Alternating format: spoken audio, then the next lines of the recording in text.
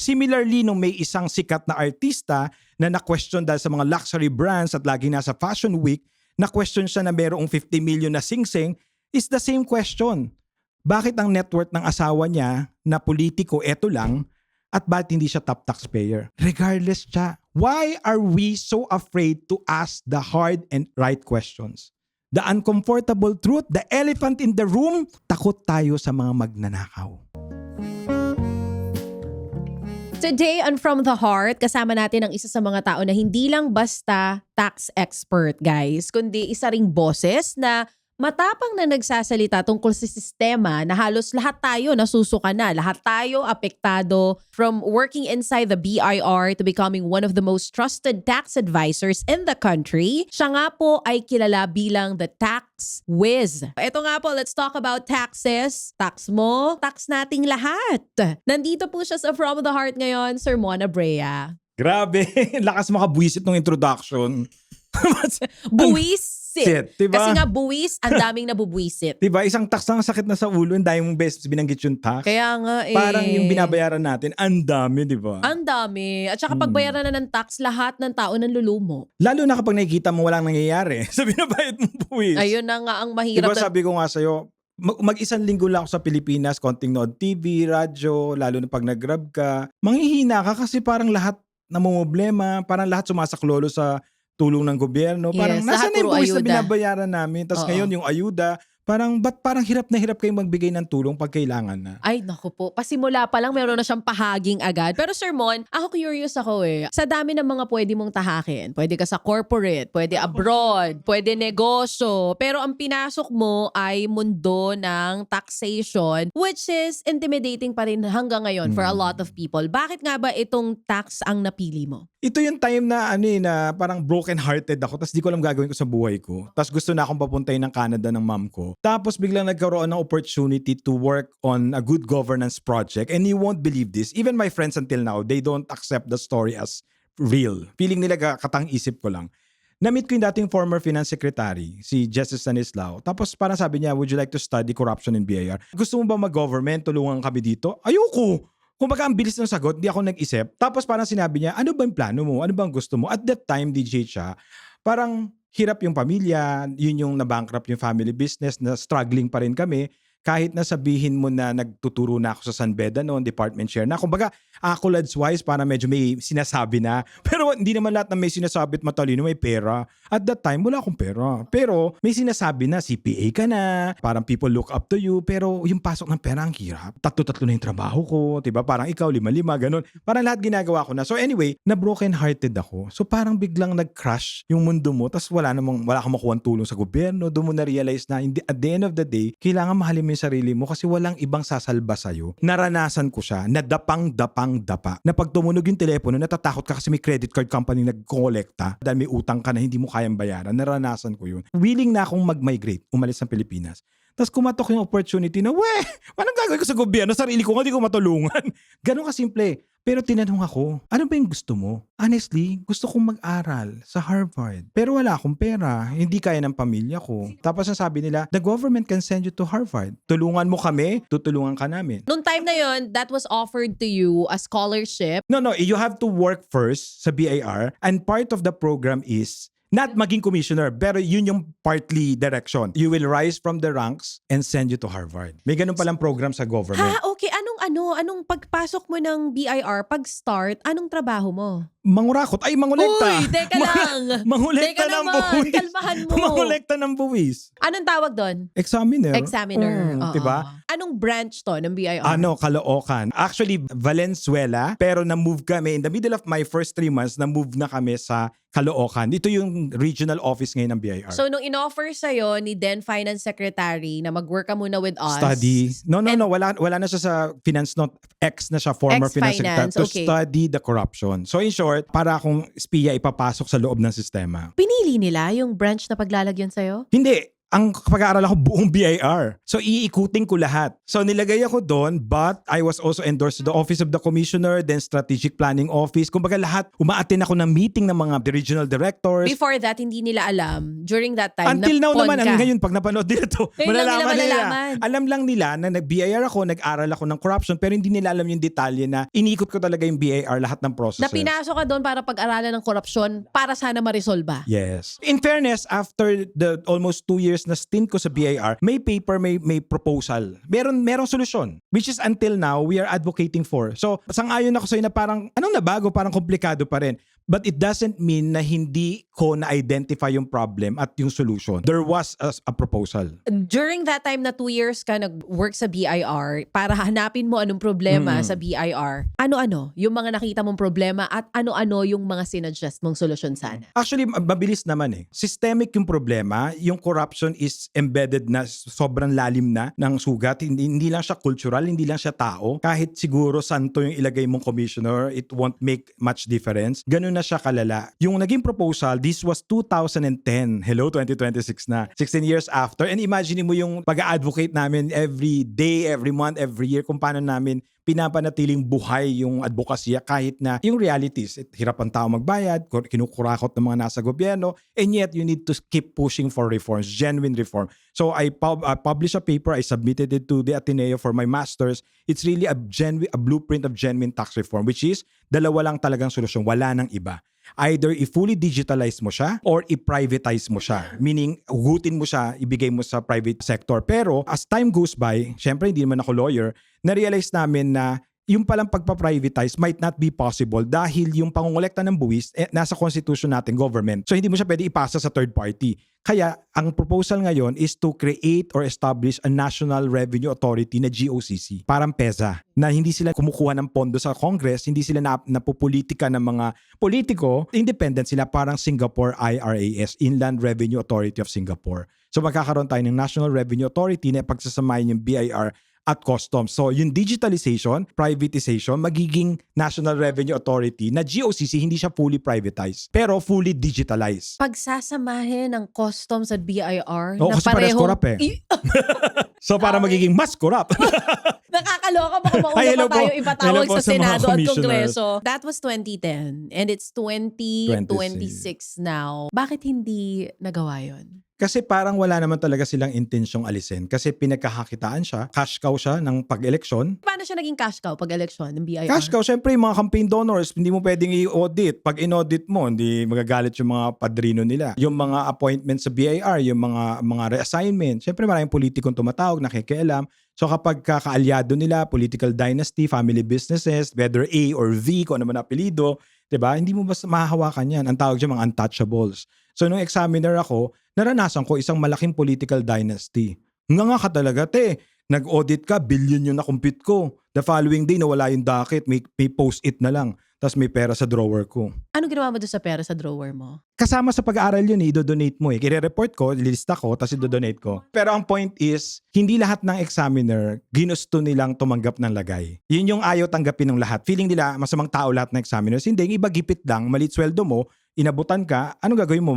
Magpapakasanto ka? Magkukumpisal ka? O magsusumbong ka? Hindi tepok ka? I mean, sino kakampi mo pag nagsumbong ka? Whistleblower? Ilang whistleblower ang naging maayos ang buhay years after? Wala naman eh. Karamihan pa ng mga whistleblower sila pa yung nakukulong. Kung di nakukulong, napapatay, nawawala, diba? Ayokong maranasan o yun ang maging ending ng buhay ko. So ako, So there's a possibility hindi naman gusto ng mga examiners tong sistema na to, pero nandyan na siya, embedded na siya, naging norm na siya, kaya hindi rin makawala yung iba. We're not saying all examiners are like that. Meron din mga examiner na matino. oo. Pero ang sinasabi nga natin, yung sistema kasi allows it or tolerates it eh. Hindi na sa akin factor yung values ng tao sa BIR. Ang sa akin is good or bad ka, the system allows it. Kaya how do we address the corruption? Then we should place a system that will force you to do the right thing, that will force you to do good, that will force you not to accept bribes. Yun ang dapat sistemang And nandun. every year, ina-advocate nyo na gawing digitalize, eto, yung solusyon na sinasabi mo. Pero ever since, fragmented siya, piecemeal siya, parang hindi siya talaga integrated.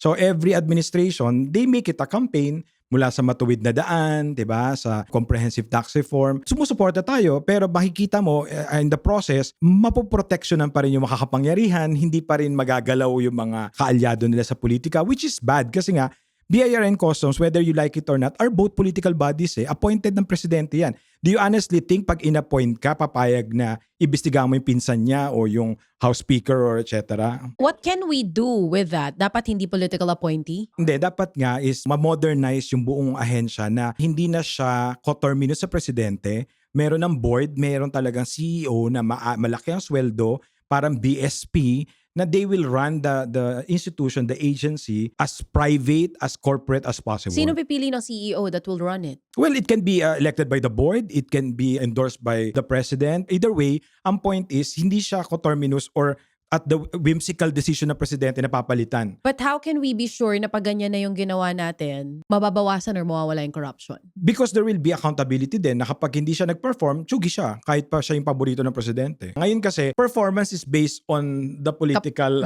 diba? Parang yung isa, super lakas daw, etc. Pero dahil may nasagasaang mas malakas, ayun, napalitan siya. Wala ba ever umupo na BIR commissioner na nagkaroon ka ng hope na, oh my gosh, pag upo nito, makaposible nang may mabago? Yung commissioner ni Duterte, si Commissioner Billy Dulay, maliban sa bias ako dahil naging isa sa mga advisors niya, naging kaibigan ko at nakita ko mabuti siyang tao, nakita ko din yung limitation niya. Na pag ang tumawag taga Malacanang, pag ang tinawag siya ng Kongreso, wala mo siya magawa Anong pagkakaiba ni Dulay with other commissioners na parang nakitaan mo na may pag-asa? Una, si Dulay lang yung nagkaroon ng talagang nihumanize niya yung BIR na bago mo sila i-judge, tinignan mo muna yung sitwasyon nila na ang dami pala sa BIR, ang salary grade 11, like 15,000 pesos, tapos examiner sila. So, ang ginawa ni Dulay, ni-review niya lahat ng plantilla, parang sabi niya, dapat ang mga papasok, dun okay yung salary grade 11, pero lahat ng nasa baba, dapat ma-promote sila kasi hindi pwede na magre-retire yung mga taong gobyerno, ganun kalit pa rin ang sweldo. Nangyari ba yun? Yes, Nung siya, panahon niya?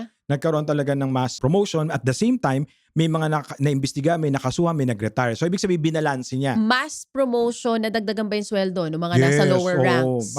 Hindi lang basta nadagdagan, iba dumoble. Malaking bagay, pero at the same time, may mga nag-retire or nag-resign kasi pinaimbestigahan niya. So mga natakot na dahil feeling nila totohanin nitong Dulay o hindi bang iba dahil nakaipon na naman sila, umalis na sila. But again, hindi tayo pwedeng umasa na may ganong commissioner lagi kasi nga we don't know dahil political appointee siya. But at the same time, hindi tayo pwedeng umasa sa political climate. Dapat independent siya ng politika at may fiscal autonomy siya na kahit ano pa ang sitwasyon ng bansa, dahil ang mandato nun mangolekta, walang sinisino kung nasa Kongreso o nasa Malacanang, mangolekta siya. At kung meron siyang imbestigahan, wala ding political parang influencing or intervention. Kasi right now, kahit gaano kabait yung commissioner, ang hirap, isang tawag lang sa'yo, wala ka nang magagawa. With everything that has happened sa career mo, syempre kahit papano nakaipon ka na, maayos na yung buhay mo ngayon. Ba't di ka natatakot magsalita at ba't hindi ka tumitigil? Hindi ko alam kung tama yung hindi ka ba natatakot. Parang feeling ko natatakot Natakot ako. ka rin. May Kasi mga death threats ka na rin.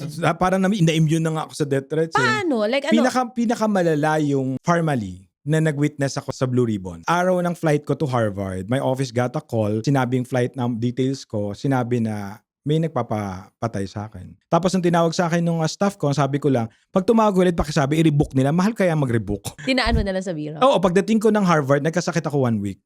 Parang doon nag-sink in sa akin lahat na kung saan ko nilagay yung sarili ko, yung sitwasyon na pinasok ko, na parang exit strategy ko, hindi dahil matapang ako. Siguro takot din ako, kaya nag-Harvard na lang ako. Formally issue, pinatawag ka, ano exactly yung nangyari during that time? Umabot sa nagkaroon ka ng death threat? Oo, kasi diba ito yung panahon ng COVID, nagkaroon ng bayanihan na lahat ng pera ng gobyerno ang bilis lumabas, nagkaroon ng mga bagong contractors. So si Farmally, isa sa mga, para masasabi natin 3-month-old bago pumutok ang COVID-19, for 625,000 pesos na kapital na narehistro sa SEC, nakakuha ng mahigit 10 bilyon na kontrata sa gobyerno through PSDBM. Yung USEC doon, tao ni Senator Bongo na nag-number 1 sa senatorial election, nabaliwala lahat ng batas kasi may bayanihan, may emergency. Na kahit wala silang inventaryo, wala silang warehouse, wala silang opisina, wala silang kahit ano. Meron silang koneksyon at kontratang nakuha. Kumbaga, it's a new company. Tapos yung mga nakaupo, walang TIN number, iba-ibang lahi. So, ito yung na-discover nyo during that time. So kami bilang yung resource person, pinapadaan sa amin lahat ng mga sensitive confidential documents sa power ng Senate Blue Ribbon. So hindi ako pwede mag-publish or magsalita nang hindi lumabas doon sa Blue Ribbon. So in short, marami akong alam. Pero ang kaya ko lang sabihin, yung na-publicize to, 625,000 na kapital, walang warehouse, etc. Pero other than doon sa na-publicize or na dinig doon sa Blue Ribbon Committee, I cannot talk about it. Tapos dumating sa point na may iba't ibang tawag na tumigil na ako, wag na ako magsalita, wag na mag-participate, Ba't di ka tumigil? good and bad, etc. Kasi parang nung time na yun, dumating yung point na ang daming namamatay, ang daming naghihirap. Bakit ko isasalba yung sarili ko kung baka may maitulong ako? Pero at the same time, inamin mo naman sa akin, natakot ka rin. Kaya nga pinili mo na lang mag-aral. Exit strategy siya kasi in the middle nung hearing, pina-resubmit ko talaga yung application ko sa Harvard. Sabi ko, kailangan may paraan tayo. Exit ako kagad. Siyempre, mom ko yung pinaka-problem doon kasi nga parang hindi siya okay. At the same time, iwan ko yung mom ko. Sa awa ng Diyos, for the third time, inadmit pa rin ako ng Harvard kasi unang tanggap sa akin, pumutok yung COVID eh. So, sarado yung Harvard. Mag-o-online. Feeling ko matutulog lang ako pag online. So, parang sabi ko, ayoko. So, apply ulit ako. Wala pa ring face-to-face. Sakto, nung formally, yung susunod na academic year, nagbukas na yung Harvard campus. Years after that formally issue, may nagbago ba? Less corrupt na ba yung Pilipinas ngayon? Will you do it all over again kung bibigyan ka ng second chance? Not the Blue Ribbon Committee experience. Feeling ko politika talaga siya. Kasi namimili sila kung sino lang yung imbestigahan at the same time, hindi naman din nakakasuhan. Kasi yung nangyari sa Farmally, wala naman nakasuhan kasi hindi pumirma yung mga senador doon sa report. Diba yung ngayon lang yung report, may nag-withdraw, may pumirma, may ayaw pumirma. Ganon-ganon yung sa Farmally. Yung sa Farmally, pwede nating sabihin na masyadong pinulitika ni Senator Gordon kasi in-implicate niya si Presidente Duterte. So malamang lahat ng kaalyansa ng Duterte hindi pipirma doon sa report. But at the end of the day, wala nakasuhan. Malinaw pa sa sikat ng araw na nandoko tayo, ninakaw na pera, may mga nakinabang, ginamit ang posisyon sa gitna ng pandemya na may mga namamatay, patuloy nila tayo ninanakawan and walang nakasuhan kahit isa. Kumbaga, pwede ko sabihin sa Itcha na alam ko kung sino may kasalanan pero walang nangyari. So bakit andito pa rin ako? Ba't di ako sumusuko? Kasi hindi lang naman nila bayan to Bayan ko din to Kung sila nagnanakaw ng walang hiya, ako magsasalita ako ng walang takot. Kasi bibigay ko sa kanila yung Pilipinas. Paano na yung susunod na henerasyon ang mamanahin nila? Lahat ng mga barumbado, walang utak at mga clowns, yun ang mamumuno sa atin.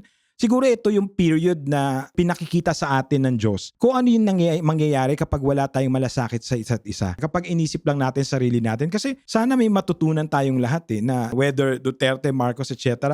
Dapat may mga lessons na sa susunod na eleksyon magbabago na yung pananaw, disposisyon at boto natin. Regardless kung anong political party. Pero sa akin, feeling ko, hindi pa tapos yung mission. At hindi ko mission linisin ang gobyerno. Hindi ko din mission na ilagay yung sarili ko sa pedestal na ako ang mag-aayos ng lahat yan. Wala na akong ganong ambisyon. Siguro nung mga 10 years ago, may ganon pa akong ilusyon. O kasi baka yun ang iniisip ng iba, sobra naman to magsalita. Baka sa 2028, makita ka rin namin. Madami ng offers, even the previous administration. I think my response was consistent. Hindi ako handa. So, kung darating yung panahon na yun, hindi ko alam. I can honestly say right now, I'm not ready and I don't think I'll accept the appointment. Okay. So, pag-usapan natin yung lagi mo ring sinasabi na yung tax system dito sa Pilipinas, ang pinaka-kawawa is the middle class. Na parang sila yung lagi nabubuwisan, pero yung mga talagang pinaka-kumikita ng malaki, pinaka-mayayaman. You're an advocate of that, di ba? Na dapat ang i-impose natin, tax the rich, not the poor. Bakit ganon? Dito lang ba yun sa Pilipinas? Bulk of what the government is earning galing sa middle class. Not necessarily kasi let's face it, tax is kinokolekta siya pero nanggagaling siya sa batas. It's based on legislation. Unfortunately, legislation is 99% politics and it's controlled by those in power with influence and money.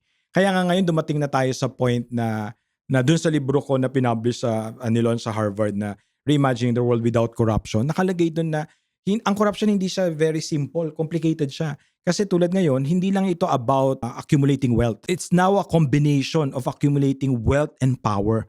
May mga mayayaman, whether clean or honest yung money nila, na nagpupolitika na. Ayaw na nilang maging donor or supporter lang. They want to control the mafia or the business. Meron namang nasa politika, ayaw na nilang mag-rely lang sa campaign donors. Gusto nila sila na yung mag-raise ng pera, naging contractor na. And nagkainggitan na. Kaya ang political dynasty ngayon, sa Luzon, Visayas, Mindanao, nakakalat na.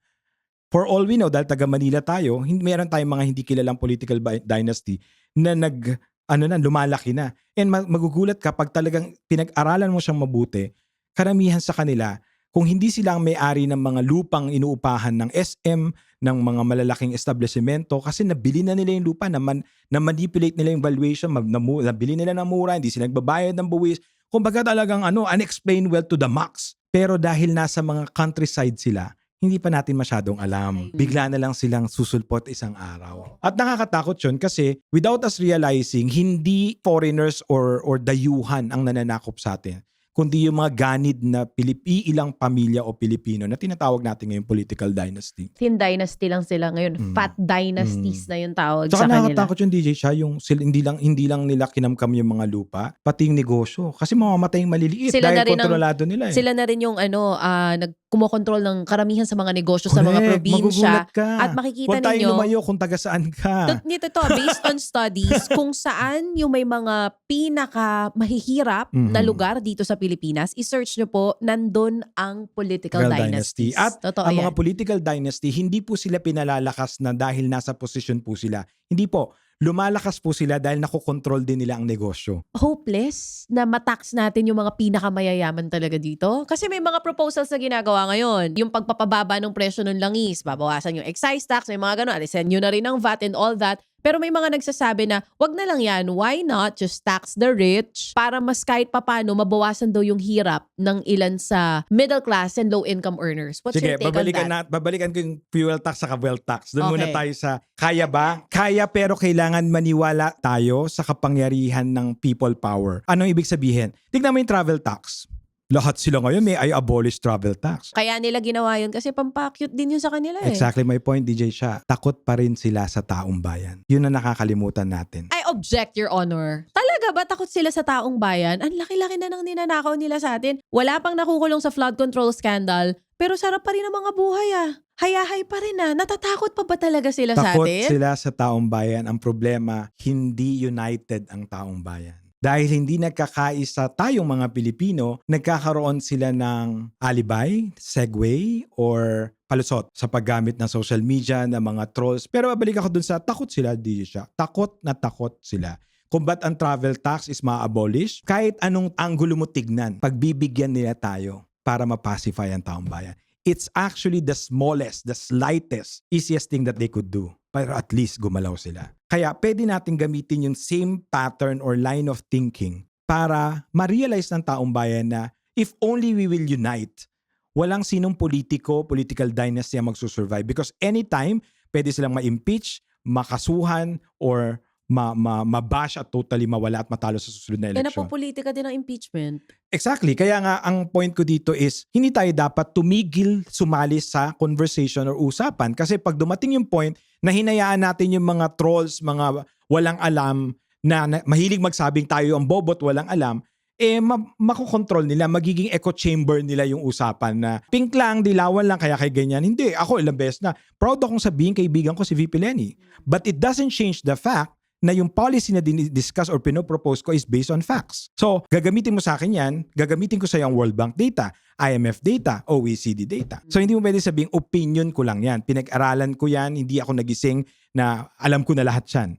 At hindi ito datos na ako ang gumawa. Nanggagaling ito dun sa mga international organizations na inuutangan natin, na kailangan natin, at sinusunod din ng ating mga policymakers. Kaya even our senators, our Congress, hindi na ako yung pwede nilang baliwalain. Hindi dahil ako si Mon Abrea. Kasi yung datos na sinasabi ko, nagagamit talaga nila to come up with a better policy. So balik tayo dun sa kaya ba na mabago yan or mataks ang rich? Diba ang political dynasty ngayon gumagalaw na? After many years, ilang dekada, halos walang mekanismo kung paano maipagbabawal ang political dynasty. Ang tanong, maipapasa ba? Huwag tayong bumitaw kasi kahit na priority bill siya, pagdating ng SONA, kasi di ba magre-recess yan eh, kailangan ba sa SONA yan ang mai-anunsyo o maipagmalaki ng presidente? Kaya lang ang problema yung political dynasty na gusto nila ipasa parang Version na naprotektahan pa rin sila. leaning towards in the version na pro-political dynasty pa rin. That's why we need to continue to be part of the conversation kasi para ang feeling ko, sa kabila ng social media, we still look down on ourselves or maliit tayo.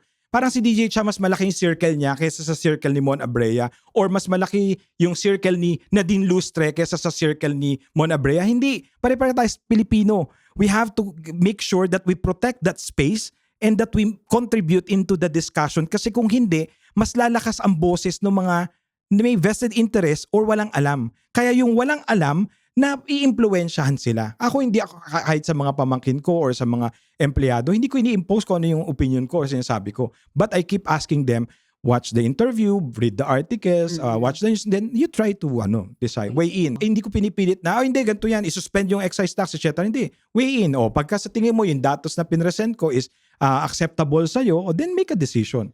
O, nabanggit mo na yung excise tax. Let's talk about that. Ang proposal ng iba is to abolish excise tax. Or VAT pa nga, may mga nagpapanukala pa nun. What's your take on that? Ang excise tax, isa sa mga buwis na pinapataw sa mga ini-import at mga non-essential goods. Obviously, oil products or petroleum products, hindi non-essential. Pero dahil ini-import siya, pinapatawan siya ng excise. At ang excise is fixed amount per liter. So sa diesel, it's 6 pesos per liter. 10 pesos sa gasolina. Sa gasolina, 10 Oo. pesos. Fixed po siya. Kaya pag sinuspend siya, yun mismo yung tipid mo. Plus the VAT. Kasi pagpatong ng excise, papatungan pa ng 12% VAT. Kaya mas nagmamahal. Kung aalisin yung VAT. But ang medyo sinasabi nila, ang possible daw is the excise tax only, not the VAT na. Correct. Oo. And Ikaw, are you pro? Yes, we support the suspension of excise kasi we are in extraordinary times. Literally global crisis. Yung threshold ng train law, $80 per barrel lang. Nasa $120 per barrel na tayo. But let's talk about the longevity and yung escalation. Kasi kapag nagsuspend ka, ang mahirap dito is how long. Kasi baka mamaya, dahil sa emergency power, ma-pressure, mag-extend na mag-extend, we'll be losing billions of pesos. O sige, gobyerno naman niya, opposition ko din yan. The government has lost the moral ascendancy to talk about revenue loss. Because the biggest revenue loss is corruption. Tama. Diba? Kung hindi nila tayo correct. Sino pa rin ang magbaburden at the end of the day? Tayo pa rin. Either magkikreate sila ng bagong tax o i-audit nila tayong lahat. In the end, mangungutang sila, tayo pa rin ang magbabayad. So, ano yung mas strategic or wise thing to do? Oo. First, honestly, galit man yung mga tao at ibang grupo dun sa sinasabi na subsidy, dapat talagang merong targeted subsidy, hindi lang sa vulnerable sector. Kasama yung MSMEs, mga middle class, yung tayong mga nagtatrabaho, may tax relief, pero clear yung economic indicators. Inflation 6, 7, 8, 9, dapat may naka-ready na mandated na. Itong subsidy na to, utang na loob, i-release nyo. At hindi dadaan sa mga mayor or politiko. Dapat yan direct sa account mo, tax deduction na sa return mo, ibabawas sa Wala nang babayaran. tarpaulin sa covered court. Correct. Wala Oo. kasi lalo mong ginagawang mahirap at lalong nagiging third world, napaka-cheap. Dapat to, directed na, paano yan yung iba kasi walang identification? Mas lalo po natin katakutan yan. Baka lalong dumami ang ghost beneficiaries. Kaya nga nung sinabi ng Malacanang na fina-finalize yung listahan, utang na loob. Nakakatakot siya na. In the middle of crisis, nagpa-finalize ka ng listahan. Sino may idadagdag dyan? Dapat may database na talagang whether SSS member ba yan, GSIS, Pag-ibig. Meaning, there should be at least a reference. Hindi yung, uy, mahirap ka, halika dito. Ayuda to. So you're saying instead of suspending excise tax, do not suspend it? Not yet. The most urgent is to yung release a targeted targeted subsidy. Una yung most vulnerable, PUV drivers, tricycle, farmers, fisher folks, yes. Pero dapat meron ding mga innovation even with the LGUs, yung mga libreng sakay, MRT, LRT discount, etc. Importante din po yan.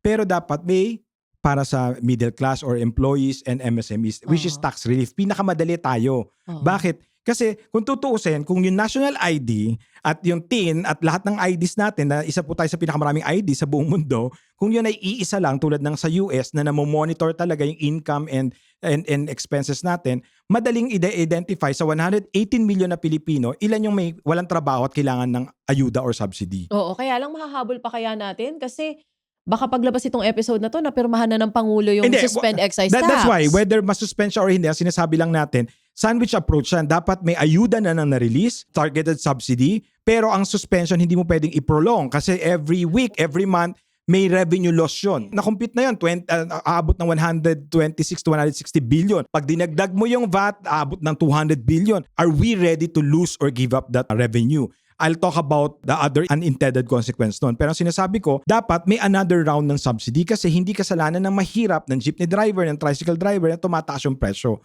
At kahit mag-double shift sila at magsakay sila sa ilalim ng tricycle nila, hindi nila kayang i-offset yung increase, yung epekto ng increase ng prices. Kailangan ng government intervention.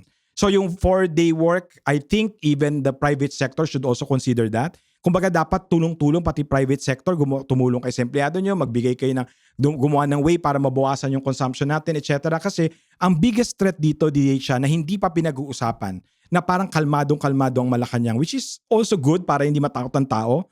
what if mag-escalate siya at tumagal to? At supply ang maging issue. Right now, presyo ang issue natin. Kaya ng ayuda yan.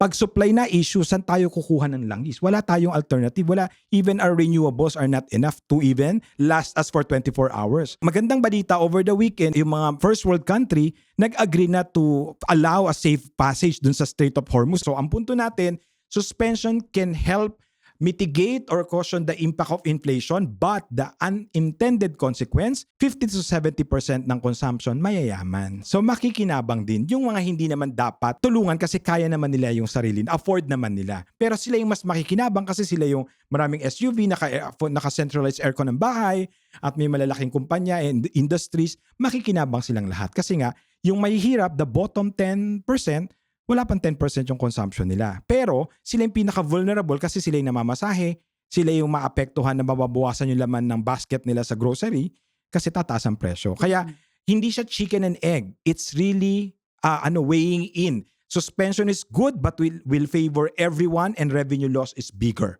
Subsidy, cheaper, mas directed, and subsidy you can have round 2, round 3. Suspension, the longer it takes, the bigger the revenue loss. Anong implication? Mangungutang tayo. Kasi kahit yung pang-subsidy, pwedeng mawala na.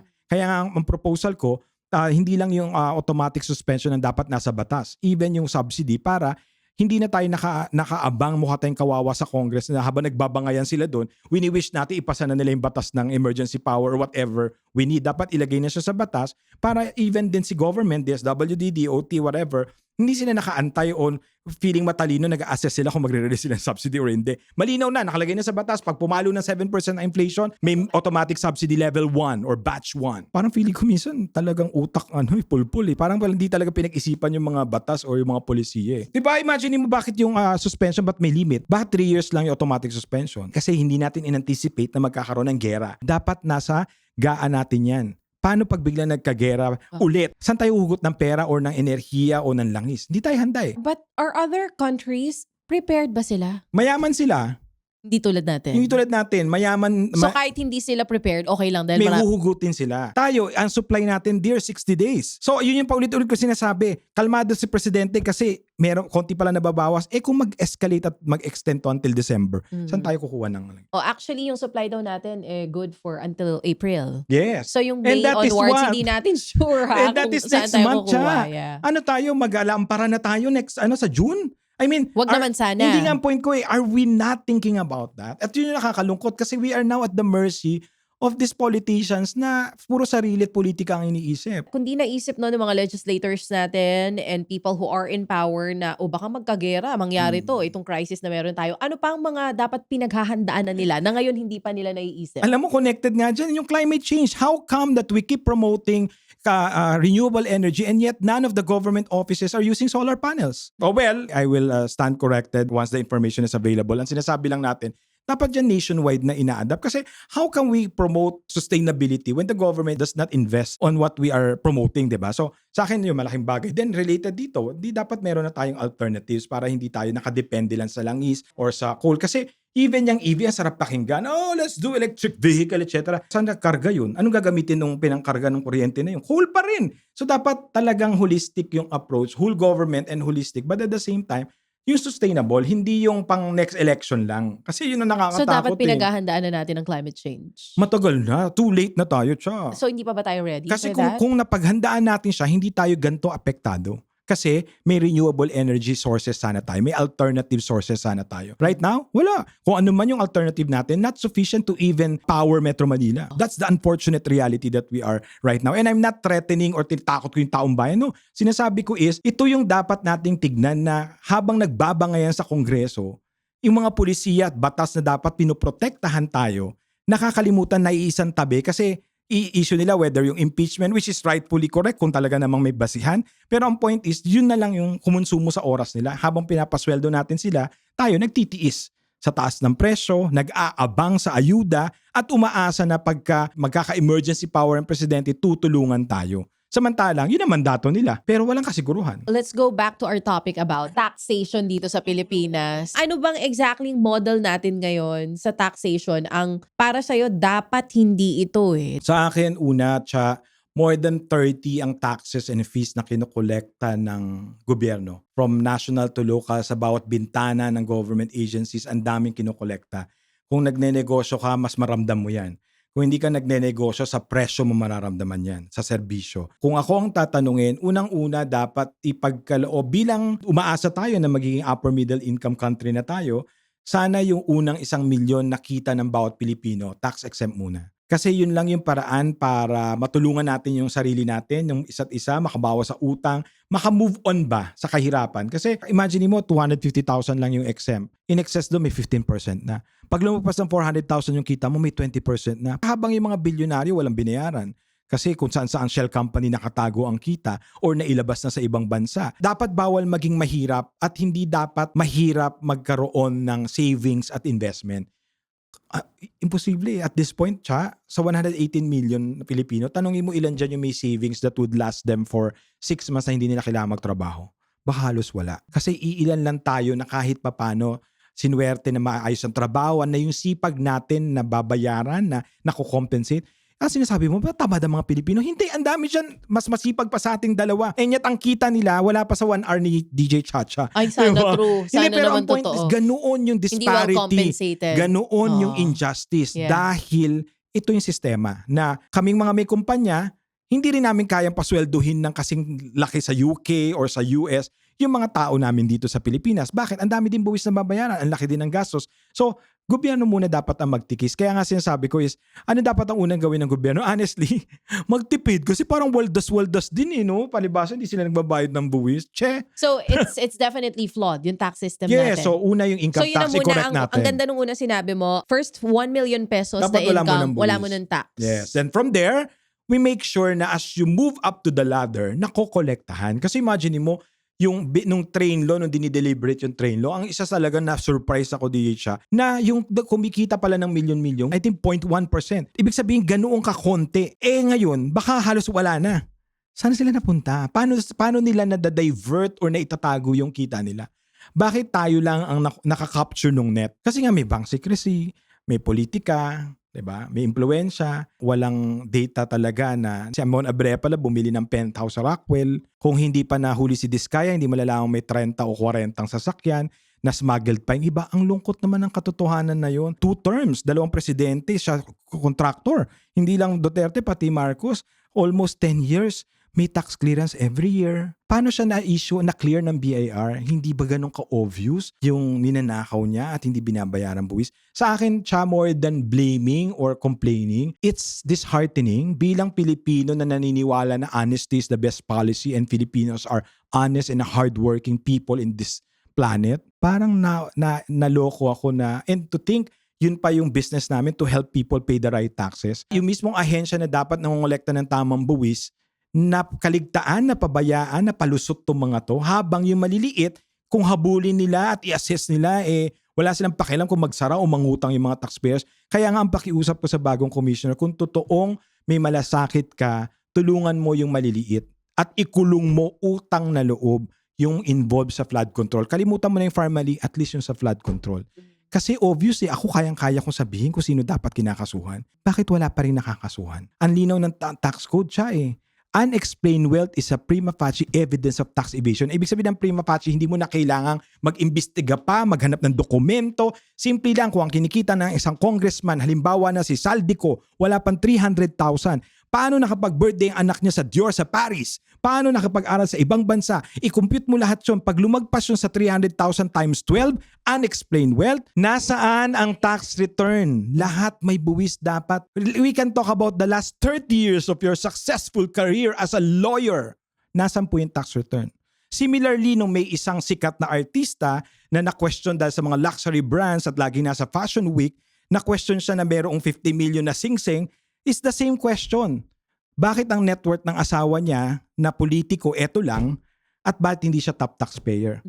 Regardless siya. Why are we so afraid to ask the hard and right questions?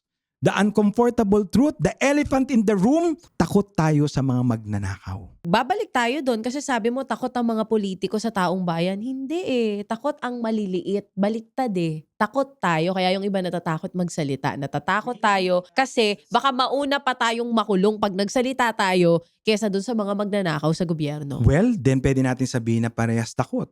Sino mauuna ngayon? Kaninong takot ang mangingibabaw? Kasi kung hahayaan natin mga ibabaw yung takot natin siya, after 10 years, same topic yung pag-usapan natin, i-record na natin ngayon. Actually, yan ang paulit-ulit sinasabi ni Manong Ted. Simula nung nagsimula siya sa pagbo-broadcast, ito na daw ang problema ng bansa. Ngayon na senior citizen na siya, ito pa rin ang problema ng Pilipinas. Ako nga sabi ko nga siya, di ko na ini-illusion totally mabago o mabura kasi nung inaral ko yung corruption sa Harvard, ang daming realities talaga na hindi ka na maiiyak pero at least Kumbaga sa ganun pala. dakdusa na tayo, Hindi wala na pala na bang Pilipinas, pag-asa. sa ibang bansa pala, sa Argentina, sa Mexico. Kumbaga, around the world naman pala, masyado na natin na-dramatize. But, merong mga common sense or may mga practical ways to deal with it. Kaya ngayon ako, ang atake ko, kesa sa magalit na lang ako dun sa mga korap at isangkalan ko yung pangalan ko, yung ulo ko, sa policy na lang ako. Doon na lang ako sa tingin ko, I can debate, I can argue intelligently and objectively. Pero halimbawa, kung galit ako sa ganito politiko, etc., kung wala naman akong polisiya na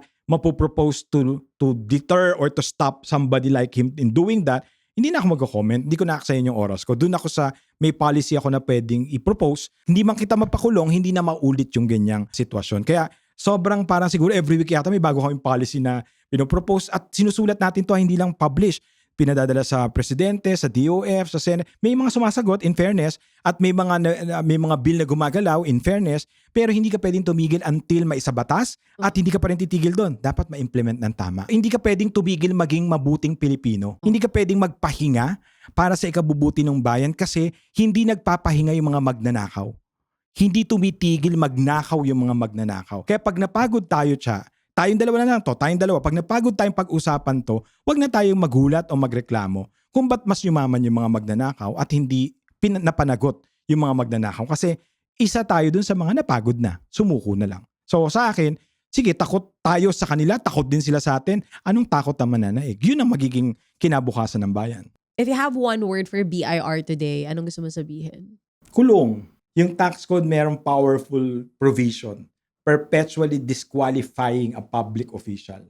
So sa akin, may mapakulong ka lang na at least siya, bumbuhay niya, hindi na siya pwede maging politiko or pumasok sa gobyerno or sumali sa eleksyon. Wala kang pakialam kung magkano na kolekta niya. Magpakulong ka kahit isa. Kasi yun lang yung magre-restore ng trust at magbibigay ng confidence sa ating mga maayos, matapat, nagbabayad ng buwis na hindi pala sayang, hindi pala kami lugi.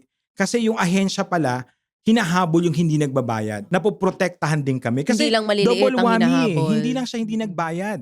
Ninakaw niya yung buwis na binayaran nating lahat. Tapos hindi pa siya nagbayad, hindi pa siya napanagot. Ang sakit sa akin kesa kung anumang kampanya ni BIR, isa lang, pakulong ka lang. If you have the ear of the president right now, ano naman ang gusto mong sabihin kay PBBM? Yung para kay presidente, i-abolish yung BIR at custom. Magpakulong muna yung BIR. Okay, so kasi bago niya i-abolish. baka hindi mapakulong kasi na-abolish. Oo. Kasi para ang sa akin, hopeless case Sa akin, hopeless case. And this is hopeless case ang hopeless BIR case. and customs. This has nothing to do with Commissioner Charlie Mendoza and Commissioner Ariel Nepomuceno. They're both In-inherit nice guys. nila tong Yung problema.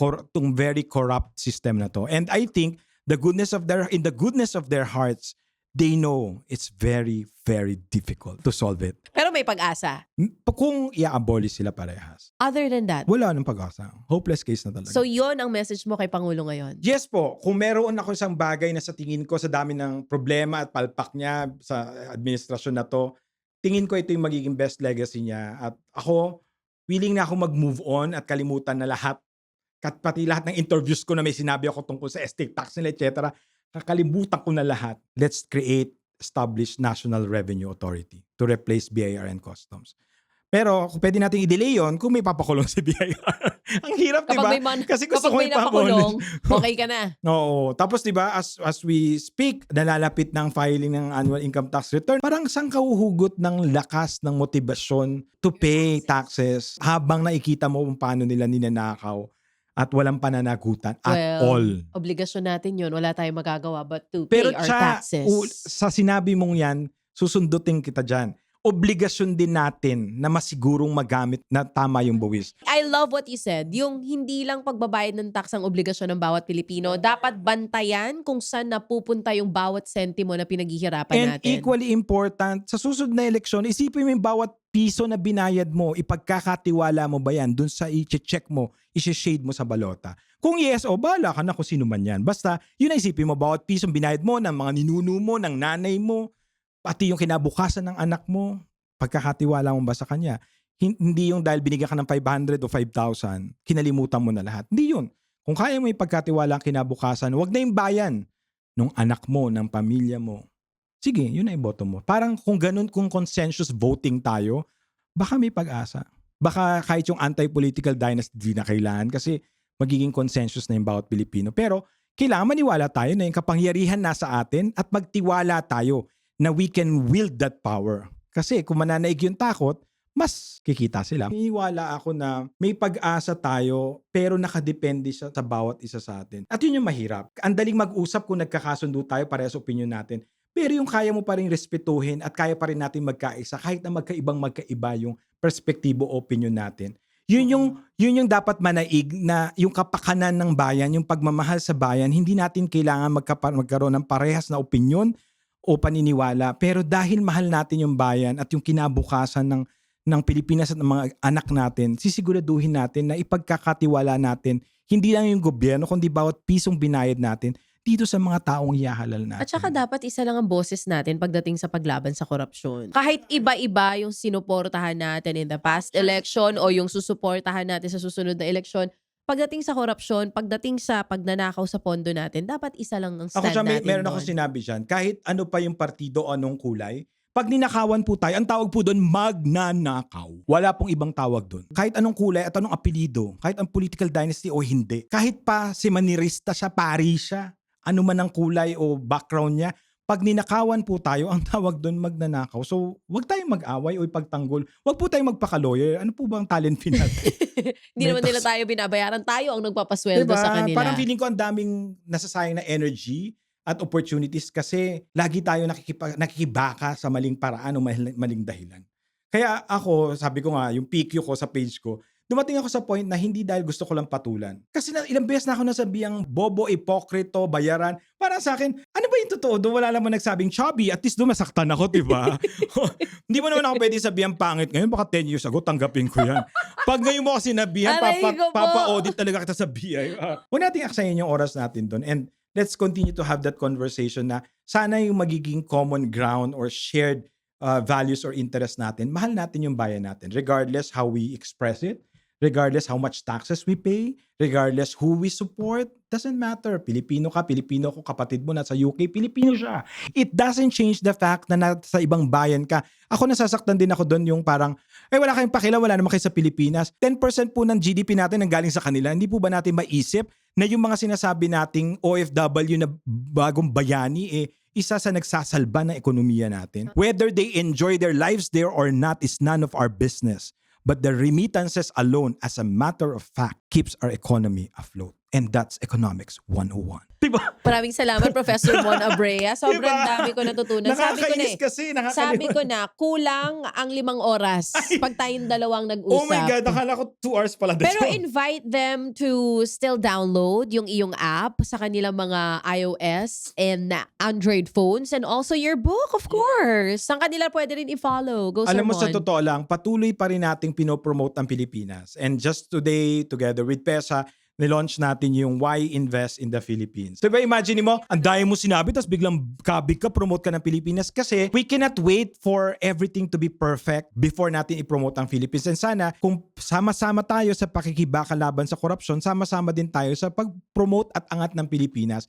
Kasi po, pag maraming investors ang pumasok, lahat giginhawa ang buhay. Mas maraming trabaho, mas maraming negosyo, mas magiging mababawasan ng mga contractors na congressman, 'di ba? Kasi dadami ang kompetensya, 'yun ang kailangan natin.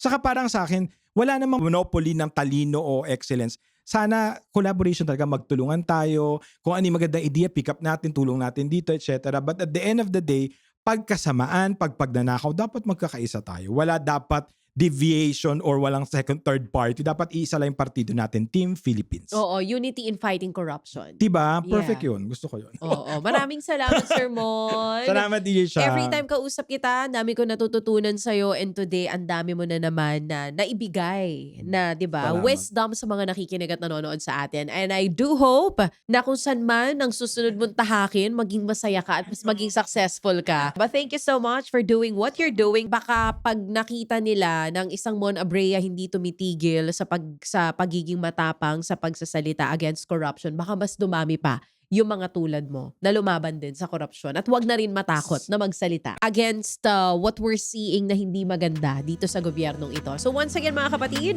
Tax Wiz, Mon Abrea, straight from the heart.